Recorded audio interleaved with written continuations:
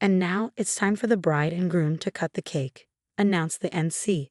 As I reached for the knife with my husband, someone grabbed my head from behind and smashed my face into the cake.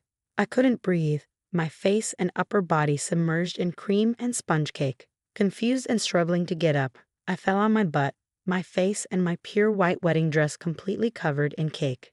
The banquet hall erupted into murmurs. I looked at my husband, and he was just as stunned. Then someone called out to me, "How unsightly. This is what happens when you don't listen to my advice." Standing there was a plump woman I had never seen before.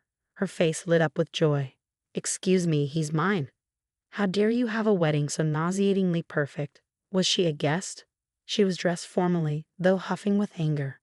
My groom, Nicholas, seemed to ponder for a moment before letting out a dry laugh. "A face full of cake, it's just a joke. Laugh it off, will you?" At that moment, I completely lost it. A woman ruining my once-in-a-lifetime wedding by smashing my face into a cake, and my husband trying to pass it off as a joke. I wouldn't forgive them. I'll show them. The wedding venue soon turned into a scene from hell. My name is Diana, 27 years old. Let me tell you about the major event that befell me, starting from my upbringing. I was born the only child to a company president father and a former model mother. I think it's fair to say I was born into a privileged family. My father was kind but strict, insisting that I needed to be able to survive on my own, so he made sure I focused on my studies. Thanks to my hard work from a young age, I got into a prestigious university and landed a job at a major corporation. I grew up to look just like my mother in her youth. People often said I should be a model, but I had no interest in that kind of work.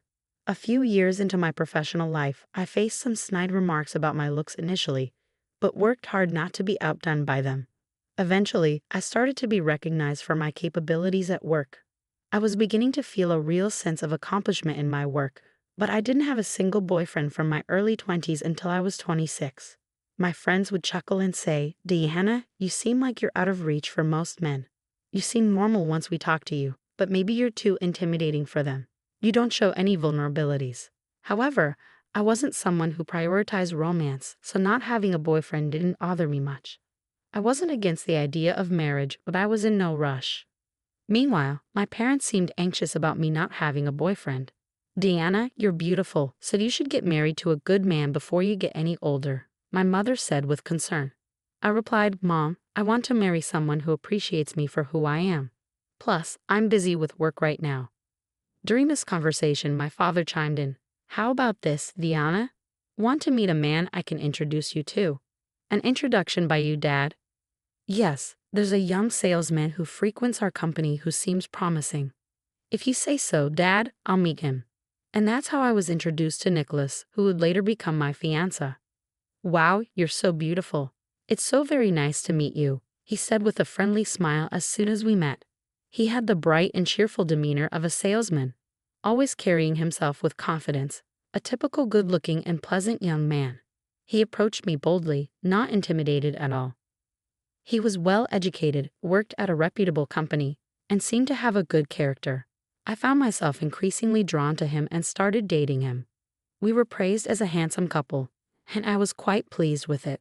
My parents warmly supported our relationship, especially my father, who was very happy about it. Nicholas took charge in planning our dates and surprised me with gifts on ordinary days, thoroughly doting on me. I was aware of his slightly cheeky side, but it was overshadowed by his many good qualities. I gradually came to cherish him deeply. On my birthday, after a year and a half of dating, he reserved a high-end restaurant. At the end of the meal, he nervously took out a small box. "Diana, I can't imagine life without you. Will you marry me?" "Nicholas, thank you. Of course I'll marry you." As I gazed at the ring in awe, he tenderly hugged me. At that moment, I felt the happiest I've ever been in my life. Next, we went to meet his parents. They warmly welcomed me into their home. "My, what a beautiful young lady. Are you really going to marry our Nicholas?"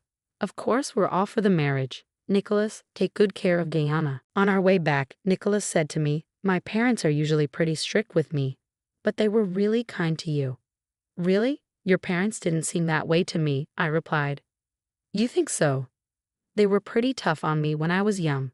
But I'm glad they like you, Diana. It makes sense, given how beautiful you are." Stop it, you're making me blush, I said, laughing. A week after this conversation, it was time to introduce him to my parents. They were, of course, overjoyed. Diana, I was worried you were clueless about love, but you finally met your prince, my mother said, her eyes brimming with tears. My father added, Nicholas, if you marry Diana, I might even consider entrusting the company to you in the future. Really? Yes, I've heard you're competent at work, and I have high hopes for a promising young man like you. Surrounded by blessings and expectations for our future, our wedding was set. We decided to live together after the ceremony and began preparing for it. When we visited a newly built wedding venue, a wedding planner named Barbara greeted us. Diana and Nicholas, you're the perfect couple we're looking for. We'll offer a substantial discount on the wedding cost if you agree to be our showcase couple. A showcase couple? Yes, we'd like to use your photos and videos for our company's PR. We'll provide the dress and jewelry as part of a sponsorship. How does that sound? It's an offer we can't refuse. Let's do it, Diana, Nicholas said. I nodded in agreement, so we decided to have our wedding as a showcase couple. Although we were engaged, he and I continued living separately, occasionally going on dates as before. He was often unreachable due to his busy work schedule. But I didn't mind too much. Time passed, and a week before the wedding, I noticed an anonymous letter in my mailbox. I opened it, feeling suspicious, and was shocked by its contents. A week later, there I was at the wedding venue, dressed in my wedding gown. Diana, you look stunning, as expected, Barbara, the wedding planner, said cheerfully as she placed a sparkling piece of jewelry around my neck. Then the wedding ceremony began. Nicholas and I exchanged vows and rings in the chapel, watched by many friends, relatives, and colleagues from both our workplaces, including my father's company and Nicholas's company. There must have been over 200 people in attendance. Nicholas's boss led the toast, and the reception began. Our friends and colleagues came up to us one by one, saying, "You look so beautiful, congratulations." Then came the time for one of the highlights of the reception, the cake cutting. The moment for the cake cutting and the first bite, where we would feed each other cake, was upon us, and a crowd gathered around us to capture the moment. The moment a luxurious 3-tiered wedding cake, crafted by an artisan for our special day, was brought in. The MC announced, "Now it's time for the bride and groom to cut the cake." As Nicholas and I held the knife, ready to make the first cut, someone grabbed my head from behind and smashed my face into the cake. I couldn't breathe, my face and upper body buried in cream and sponge cake. Confused and struggling to get up, I ended up falling on my butt, my face and my pure white wedding dress completely covered in cake. The banquet hall was filled with murmurs. Looking at my husband, he was just as stunned. Then someone yelled at me, "How unsightly. This is what happens when you don't listen to my advice." There stood a plump woman I had never seen before, her face glowing with joy. "Nicholas belongs to me. How dare you have a wedding so nonchalantly?" Was she a guest? I wondered. Nicholas, trying to defuse the situation, said, a face full of cake, "It's just a joke. Laugh it off, will you?" At that moment, I completely lost it. A woman ruining my once-in-a-lifetime wedding by smashing my face into a cake, and my husband trying to pass it off as a joke. I wouldn't forgive them. I'll show them. Just as I was about to speak up, my mother's voice filled the wedding hall. "Stop this nonsense." She rushed over, helped me up, and glared at the woman. "What is this all about, Nicholas? Explain yourself right now." The woman, talking over my mother, shouted, "Shut up, old lady. It's all this woman's fault. I did nothing wrong." A colleague of Nicholas's quickly restrained the woman, who seemed to be trying to attack me. "Calm down, Sonia," he said, holding her back as she glared at me fiercely. After wiping my face with a handkerchief my mother handed me, I finally spoke. "Nicholas, who is this woman? What's your relationship with her?" "That's Sonia, a junior colleague at my company," he replied, his eyes clearly avoiding mine. I whispered to my mother to bring my bag from the dressing room. "Oh, a junior colleague, huh? Why would just a colleague do something like this?" "Well, that's because—" he began, but Sonia interrupted him, shouting, "Nicholas and I are in love. You have no right to be here." "Well, have you heard her?" "No, that's not true. She's my stalker. She's been claiming we're in a relationship and following me around. It's been a real nuisance," he shouted, pointing at Sonia. "What? What are you saying? We truly love each other." Enough. Shut up. Security, please escort her out. At that moment, my mother returned. I took out a photograph from the bag she handed me and held it up. Then what's this? It was a photo of Nicholas sleeping in a hotel bed, clearly taken by a woman. What is this, Nicholas? Along with all the guests, he turned pale at the sight. I explained to everyone, this was sent to me anonymously a week ago along with a letter. Shall I read the letter? Don't marry Nicholas. He belongs to me. Back off, Sonia. You sent this, right? Yes, that's right. You ignore my warnings. Nicholas panicked. Diana, you knew? Then why?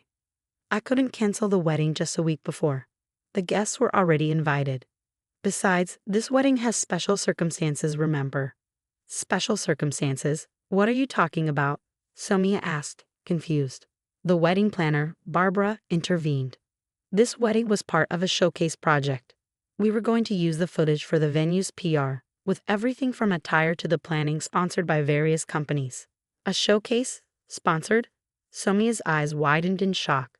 The room fell silent as the gravity of the situation sunk in. The once joyous occasion now marred by betrayal and deception. Sonia still didn't understand, and Barbara finally snapped. Do you have any idea how many companies and staff were involved for this day? You've ruined it all, so be prepared for the consequences. Do you know how much this is going to cost in damages? Damages? Sonia repeated, her face turning pale. A man then removed the jewelry from my neck, saying, this jewelry was loaned to us by our company. It seems to have been scratched during the commotion earlier. It's worth $100,000 and now it's damaged. $100,000? Of course, you'll be compensating for this, right? Sonia turned pale and dashed toward the exit, but was quickly restrained by security. I watched this unfold and then turned to Nicholas. Now it's your turn. Are you ready to face the consequences? Diana, I did have an affair, but it was just a moment of weakness, Nicholas stammered, his face white as a sheet. Why would you cheat on me with someone like that? Well, Diana, you're beautiful and perfect. It's like eating gourmet meals every day and suddenly wanting a hamburger. It was something like that. What? Before I could raise my voice further, my father stepped forward in front of Nicholas. You scoundrel, how dare you do this to my daughter? My father, with bloodshot eyes, grabbed Nicholas by the collar and glared at him. Sir, you have no right to call me sir. I'm severing all business ties with your company. I never want to see your face again. A chorus of gasps came from Nicholas's colleagues. It seemed that my father's company had significant dealings with Nicholas's, so their reaction was expected.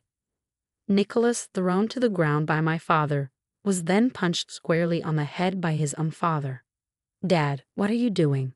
Shut up. Apologize to Diana and everyone else now. Trembling at his father's voice, Nicholas knelt down, pleading for forgiveness. Diana, please forgive me. I'll break it off with that woman and promise to be a good husband. That's when I threw the cream-covered handkerchief at him. How dare you? I will never forgive you. Our engagement is obviously over. Prepare for hell. With my mother by my side, I left the venue and my father announced the cancellation of the wedding. Later, Nicholas and I broke off our engagement and I received $30,000 in damages for his infidelity. Nicholas was, of course, responsible for paying the ruined wedding expenses. The venue pressed charges against Sonia and sought compensation for the damages, including the costs of the staff specially arranged for the dress and jewelry. Nicholas and Sonia were both demoted at their company and eventually resigned, unable to endure the scornful looks. Sonia ended up in significant debt, and Nicholas was disowned by his parents. I don't know what became of them, but they're likely living a miserable life. As for me, I managed to recover thanks to the encouragement of my parents and kind colleagues and friends. A year after that hellish wedding, a male colleague who had always liked me confessed his feelings, and now we are dating. I'm determined to learn from this experience and live a life full of effort until I find true happiness someday.